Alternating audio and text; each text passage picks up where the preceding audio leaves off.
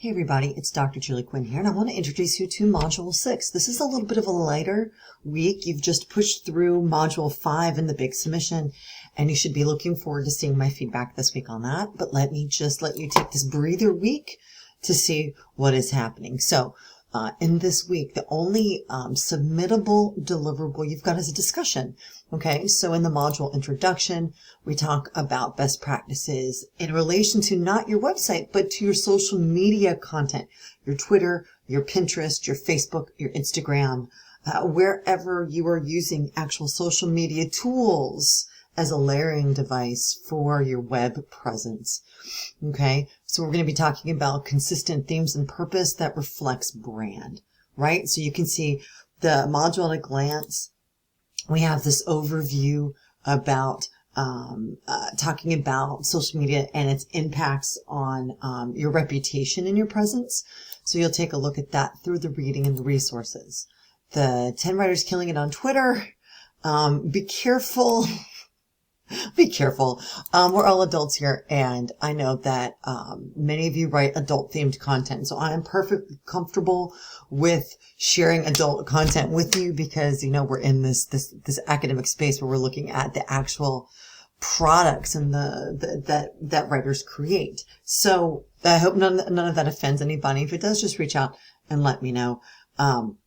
We've got the best social media strategies for creative writers, which is most of the students in this class. Maybe there's one or two students who are focusing on nonfiction content, but we've got advice from a particular collection of writers.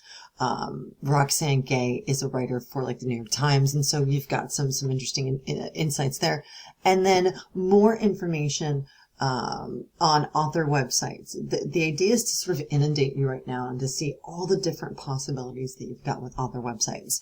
And we just take it from there. Okay, so the discussion that you'll start on Thursday, review the best practices and tips for creating social media provided in the resources. Again, this is about Instagram, Facebook, Twitter. Those tend to be the most popular ones. And it's related to your branding, right? Keep thinking about not just the reading from Module 6, but readings from prior modules as well that will help sort of enhance your understanding of sort of that delineation between what is social media and then what do you want to do with that space versus what are you doing with your website, right? Apply 2 or 3 of the tips or best practices to your channel, align it with your platform, etc., etc. You do not need to make your social media live to the outside world. You can share it with us by just quoting what you've said, by doing screenshots, whatever you feel comfortable doing here will be acceptable. And then, of course, your response posts are meant to allow you to see what your classmates are working on, to glean ideas, even though you're writing in different genres often.